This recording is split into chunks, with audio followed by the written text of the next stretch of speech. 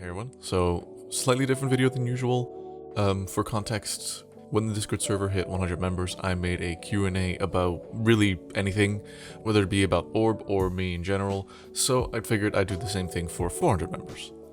Now this time I did get a lot more questions, so some of the answers might be a little shorter than usual, just so we can get through all of them.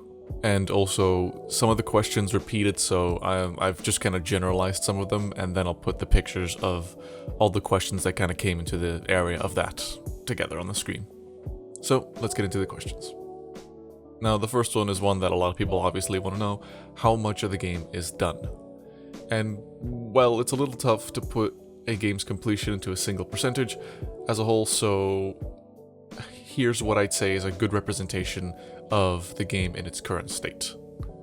I divided it up into several parts to make it more clear, because some things are like almost done, while others haven't even really started yet because they're in different phases of development. But I'll be talking about the game's actual state, the game's actual current state in some of the later questions. Do you ever plan on live streaming yourself? I've considered it many times, although probably not. I don't really like the idea of people just looking at me developing the game. I feel like the extra eyes would just make me mess up more. If I did do streaming, I'd probably do something more casual, not necessarily game development, but maybe something similar related, if anybody would really want to see that. But yeah, one of the big issues is also that I'm not really great with improv commentary. That's a skill on its own. I'm more of a, preparation kind of person when it comes down to creating content. How much will the game cost when it comes out? 20 euros. That's the price I've set. Doesn't seem too expensive, but also not too cheap for the scale of the game. I think it's a fair price. How long did you project Orb would take initially, and how has the scale of the project changed? Well, initially on the Kickstarter, I projected that the development would take about 2 years. And here we are in year 3. There are many reasons for why it's not finished, like me not having much experience with planning development at the time, going to university, and, well, 2020 as a whole, really. I'd like to think that I've gotten better at planning after all the projects that I've developed for school, but yeah, I feel like I definitely missed the mark when it comes down to how long I thought Orb would take. I feel like that estimate 2 years would be 2 years if I could focus on it fully. And for the second part of the question, ironically enough, the scope of the game hasn't changed too much. There are some things that have been added and taken away, but I had a pretty clear scope in mind for the game, and it's still the same-ish for the most part, just some of the content itself has shifted over time. Are you working on any other projects at the moment, or just Orb? I mean, technically yes, for my university. I always have extra projects that I'm working on, but if you're just talking for myself and my personal time, not really. I do have a small project that I am planning on picking up at some point. It's just a very small platformer game that I want to make, but for now it's just sitting there as a concept test. The idea was to release like this small game first on Steam, just so I get, a feel for how uploading games on Steam works, so that I wouldn't make any mistakes when it came time for Orb to be put on the platform. Will the game be available for consoles? At launch, the game will only be available for Windows, and then based on how well it performs, I'd love to port it to Mac, Xbox, PlayStation, and Switch even, if possible, of course. But only the future will tell. Any plans for VR? Currently no. If I did have plans for VR, it'd probably be its own separate experience. I'm not sure if the game would translate too well into VR, but I would love to do some actual virtual reality projects in the future. How long would you estimate you work on the game per week? And how do you stay disciplined to work on the game? Well, for the first part of the question, I do actually track my hours. I didn't do it from the start, but I think I did it like starting last year. Obviously it's not perfect because sometimes I work and I forget to hit the timer, so some parts are probably left out. But if we check my hours for the entirety of last year, then I would be working roughly this amount of hours on Orb per week. And here's the total amount of hours that I've worked on Orb in the past year. And when it comes down to staying disciplined, I have no advice because I'm honestly not disciplined, at least not when it comes down to this. My life is way too busy and hectic with other things to have a consistent schedule for Orb's development. Sometimes I can't develop or do anything for like a week or two, and then all of a sudden I have a free spot where I can put in my everything. I wish I could have an actual proper schedule and do this as like a full-time job, or even like, you know, a part-time job with more consistency, but university is very tough when it comes down to the amount of work. Although the only advice I do have for trying to stay disciplined, to work on a project in general, even if you can't do it consistently, is to just look at it at least once a day, or do something once a day with the project. It could be small, it could be like open it for 10 minutes and tweak around some settings, but just don't let it sit there for an extended period of time, because otherwise when you come back to the project, you'll have to refresh your memory on how everything works and what needed to be done to actually progress the project. Do I have any other passions outside of programming? I definitely do. To name a few, I love drawing, and any art form really in general. I've tried to teach myself piano, although I'm pretty mediocre, but I'm trying. However, right now I've put piano aside to focus on the more important things. I do want to eventually come back to learning it. Naturally, I also love things like storytelling and filmmaking, because that kind of goes hand in hand with video games, and I also used to study filmmaking. But that's just to name a few. What kind of level of success are you aiming for with Orb? I'm not really sure. My dream, of course, is to be able to do this and be stable in life, having this as a career. And it'd be great if Orb actually got me there, but realistically it won't. And I'm not sure how the game will perform. But I guess time will tell. And I'm mentally prepared that Orb has the chance, obviously, of failing. Do I have a college degree? Currently working on my bachelor's degree, about halfway through the course, hoping things will go well. Currently I've got another 2 years left. Do you have the same enthusiasm now as when you started? Definitely yes. I still have the same enthusiasm as back then in the beginning. Obviously it dipped at certain points, but I managed to always get it back up. Which is weird, because usually I lose interest in projects if I stay on them for a very long time. Which is also why I want to continue doing Orb, because after all this time I am still passionate about it. Is it scary to put this much time and effort into a passion project? Yes, definitely. I have no clue what the result's gonna be, but I can only hope and try.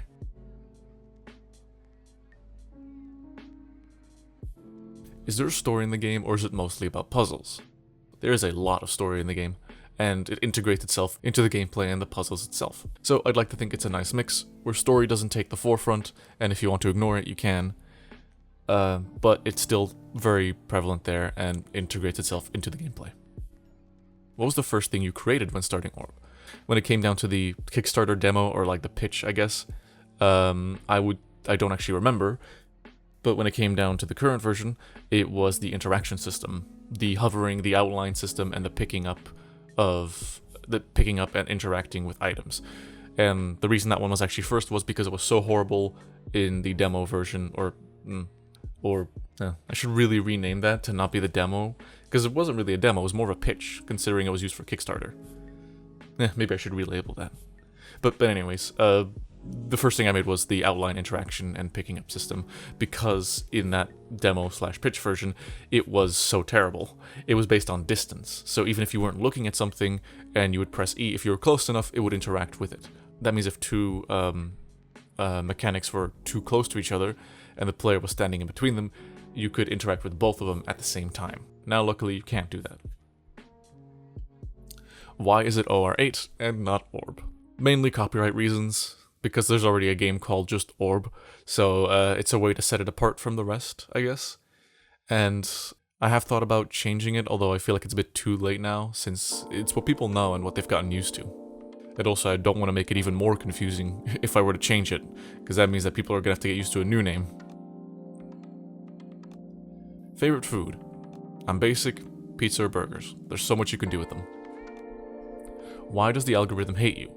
Because I'm inconsistent as hell. Do you have any people testing your game? I do have some people testing the game, though the testing grounds will be a public form of QA testing. What specs do you have? These are my specs. Future editing Rio put a picture here. Waffles or pancakes, that's it. As a Belgian, I feel obligated to say waffles, but realistically I'm gonna have to go with pancakes probably. Now if you'll excuse me, the Belgian military will be at my door any minute for my war crimes. Can I ask a question? No. Yes, but a lot of them you guys won't ever really get to play because they are school projects that I'm not really going to publicly release, but I can show some of the projects off. So to start off with the public ones that I've made, this is the game that I made for a game jam that my university hosted, and we actually won this one. We had 48 hours and turned out pretty alright. Very buggy, but they enjoyed it. And the public game that was made before Orb was called Toy Attack, a top-down shooter which was one of my earlier Unreal Engine projects when I was still learning. Also very buggy, but it's definitely helped me get a better understanding of Unreal when I made that.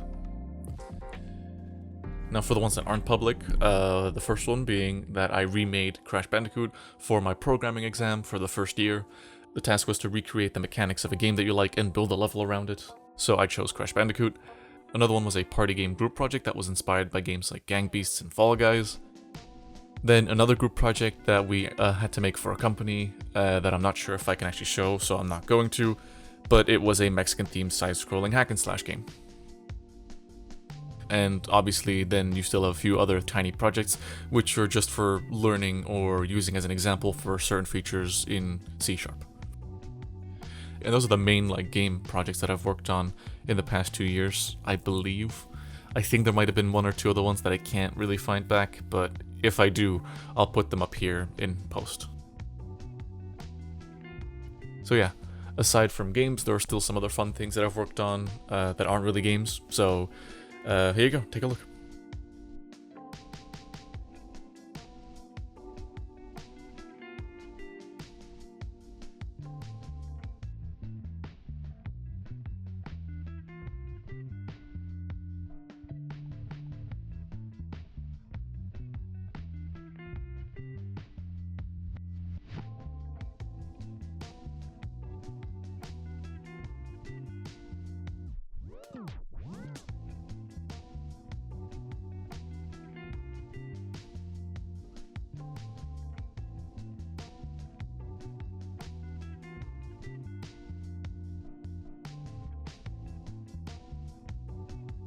Do you plan on releasing a revamped demo? Yep, and it is close-ish to being done, but first I want to release the testing grounds for QA testing. Will you run another Kickstarter? I don't think that's allowed, but even if I could, I don't think I would. The focus of the game has kind of shifted from a proper game to more of a passion project, and with more people that financially support the game, the more pressure I feel like there is for the game to be larger in scale and better in quality. You know, I feel like if there's more people financially backing the game, there will be more people to let down.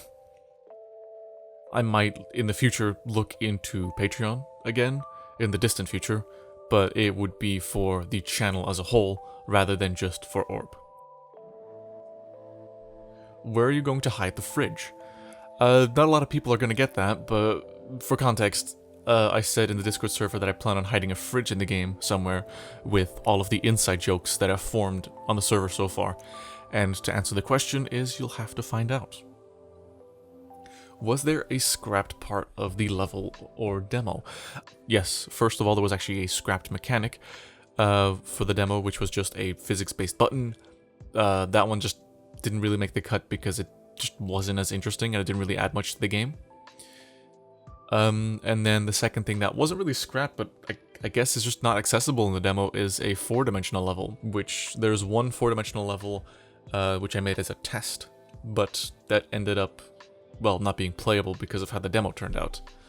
But it's there somewhere. I mean, you'll be able to play it in the full version. It's literally the next level, I believe. So don't worry, it's not lost forever. You'll be able to play it eventually. Do you have any tips for aspiring game devs? Yes, so to start off, I'm gonna be a hypocrite, do as I say, not as I do. But the first tip is start small, trust me. You don't want to overwhelm yourself with too large of a project. And then my second tip is, even if you have finished a game and you don't plan on releasing it because it's quote-unquote not good enough, I'd say it's best to release it anyways, rather than just stashing it away and having it collect dust. Who knows, it might surprise you and do pretty good, and even if it doesn't, you can say that you made something start to finish and followed through with what you set out to do. And best of all, of course, if you release it, you can get feedback from people to improve upon your next project. Do you have any plans on joining an indie or big game studio? Well, when I was younger, my dream was actually to work at Valve. However, that dream has changed, and now I want to start my own small indie company. I don't want to become the next Valve or anything like a major AAA studio. The scale I'd love to be going for something like Landfall Studios, the creators of Cluster Trucks and Totally Accurate Battle Simulator. It's just like a handful of people creating games because they enjoy it. Obviously, I'd be making different kinds of games than they do, but the point still stands. And, well, when it comes down to joining indie studios, next year I actually am going to be doing an internship at a game company. I'm not sure yet which one it'll be, but when that time comes, I'd love to make a video about the experience itself. How long will the playtime be?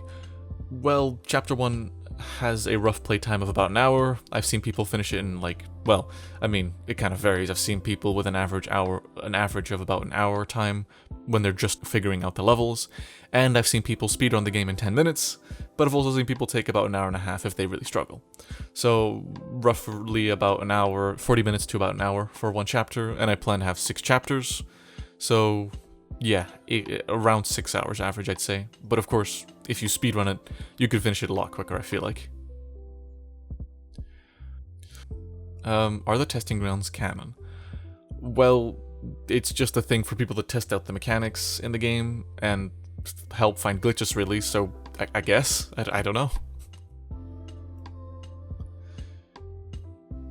Will dimensions differ from others other than the layout? Yes. In the game, you have standard levels where the main difference is the layout and the mechanics placed throughout the level. But in the game, you can find what is called an anomaly dimension. In these levels, 1 or 2 of the dimensions differs drastically from your own, and like core components of the laws of physics can change completely.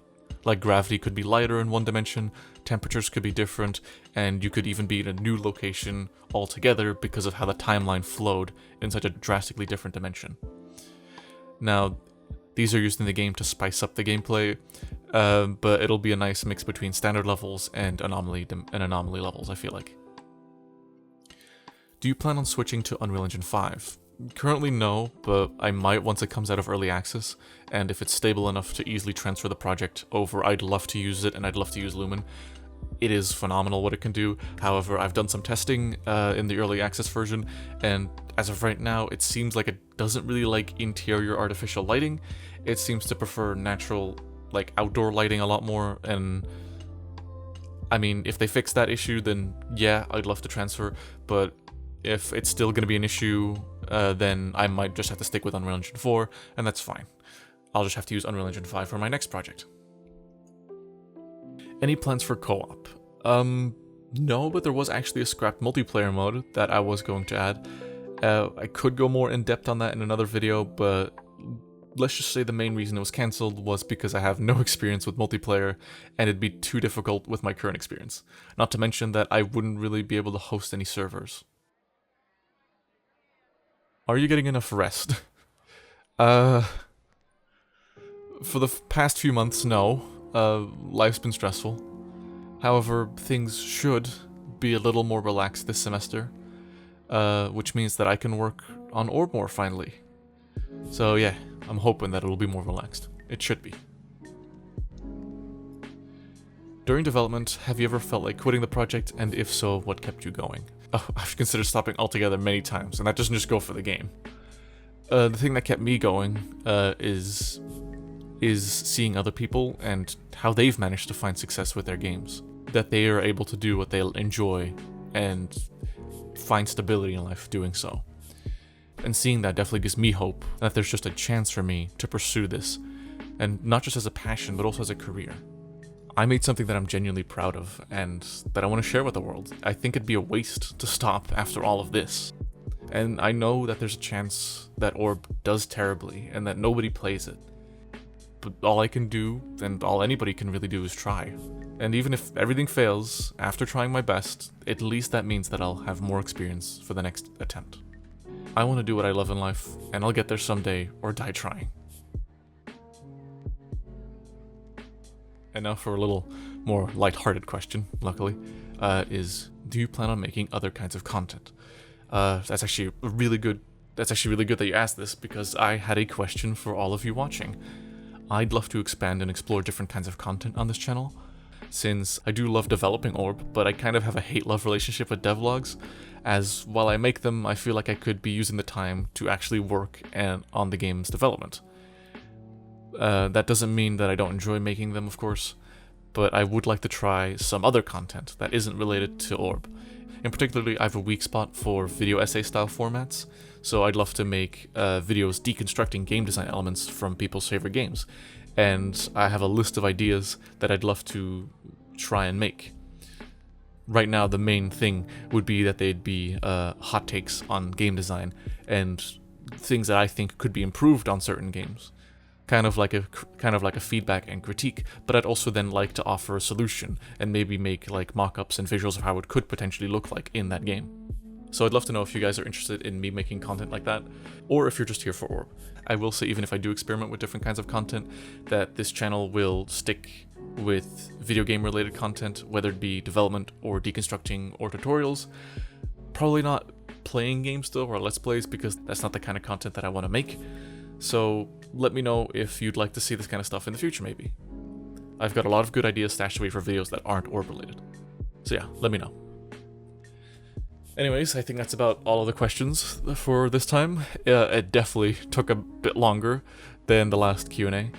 So I hope you guys enjoyed watching, and I will hope to see you guys soon in the next devlog talking about the testing grounds. See you in the next one.